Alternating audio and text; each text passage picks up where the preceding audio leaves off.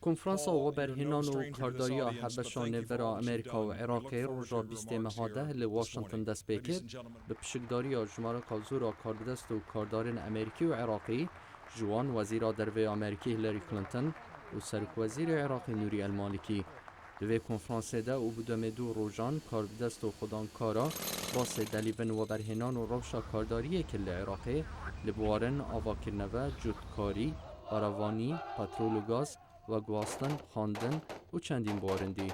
دو گوتاره که در لکنفرانس سروک وزیر عراقی گوش بر باجبون روشا پارستنه عراق نیکه آماده پیشوازی لسرمایه دار و کمپانیای امریکی بکرد و هزن پارستن عراقی گشن ولاتی پاریزن. استطاع العراقيون به یک بون و یک ریزیان اجتماعی خواه و باشبون روشا پاراستنه به هفکاریا هزن فرانتوه عراقیشیان داویه به شر طایفی بینن شکست به تروریستان القاعده و پاشمایت رژیما بری بینن.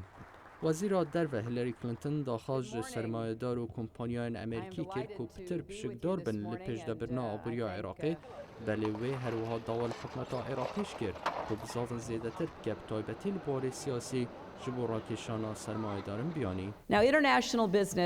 کارداریا نافنتوئی هشتا چاوه الحکمت عراقی دا پتر پینگا و پاوشت دستودار پاراستن باشتر لبکت و بر خلکی راکشت. از زانم که سرک وزیر و اندامت پارلمانی ده پتر بزاوه کن دستوداره کی بو کارداری درز بکن که پاراستی و جه باوره بد و بر خلکی گلک بخوراکشت.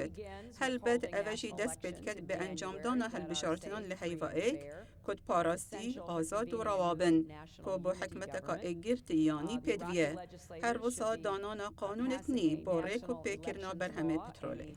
کنفرانس و برهنان و کارداری جلای وزارت دروی امریکی و هادبور خستن به هفکاری دیگل وزارت بازرگانی امریکی جورا بازرگانی امریکی و بالیوسخانه عراقی لواشنطن.